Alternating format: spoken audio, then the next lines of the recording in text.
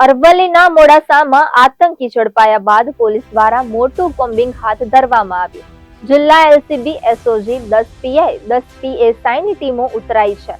શંકાસ્પદ જગ્યાઓ પર 150 પોલીસ કર્મીઓ દ્વારા તપાસ કરવામાં આવી. ધર્મસ્થાન, હોટલ, મસ્જિદ, મદ્રેસામાં તપાસ કરવામાં આવી છે. લઘુમતી સમાજના આગેવાનો સાથે રાખી કોમ્બિંગ હાથ ધરાયું છે.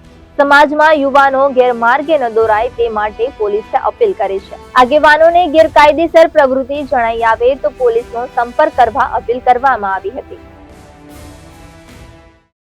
જેમ કે આપ સૌને ખ્યાલ છે કે તાજેતરમાં ગુજરાત એટીએસ દ્વારા એક મોડાસામાંથી એક આતંકવાદીની પણ ધરપકડ કરવામાં આવી છે, જેની પૂછતાછ ચાલુ છે. એ સંદર્ભે માનનીય એસપી સાહેબના સૂચનાથી આજે એલસીબી, એસઓજી, બીજા 10 પીઆઈ, 10 પીએસઆઈ અને લગભગ 150 જેટલા પોલીસની સાથે રાખી અને અલગ અલગ આવી જેટલી પણ શંકાસ્પદ જગ્યાઓ હોય, દાખલા તરીકે કોઈ ધર્મસ્થાન છે, કોઈ હોટલ છે, મસ્જિદો છે, મદ્રેસાઓ છે, એમાં પણ જે એમના આગેવાનો છે એમને સાથે રાખી અને આજે એક કોમ્બિંગ કરવામાં આવેલું છે.